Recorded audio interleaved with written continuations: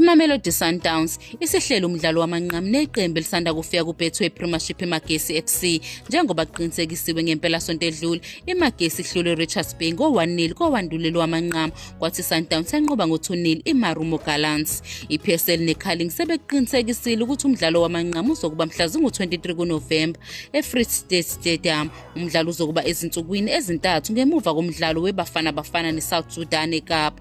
Angicabanga ukuthi indawo kuzodlalwa kuyona ilungile kunoma ngubani, kusho uSomaqhinga weSundowns ekhuluma neSowetan. Hayi ngokushesha ngemuva kwekhefu leFIFA, kodwa kwesinye isikhathi kufanele uvele wamkele noma yini efikayo, ngoba ngicabanga ukuthi lapho sidlala khona neSekhukhune United ngoNovember 30 besingadlala wamanqamu khona futhi bekungaba ngcono, kwengeza lo mqeqeshi weSundowns. Mhlawumbe singaba nomdlalo weligi kuleyo mpelasonto, kodwa kungakapholisi Maseko ngemuva kwekhefu leFIFA lapho thina sinabadlali abaningi eqenjini lesizwe.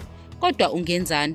Kumele wenze lokho kumele ukwenze, futhi kumele wamkele ukuthi imithwalo nezibusiso zihlale zihambisana. Ngakho-ke kwesinye isikhathi uzosola iligi ngokubeka owamanqamu lapho, kodwa kuzothi one uma beyibeke bengazi ukuthi Sundowns izongena kwamanqamu. Angicabanga ukuthi kuningi esingakwenza ngalokho kuphethe umqeqeshi weSundowns uManqoba Mnqethi.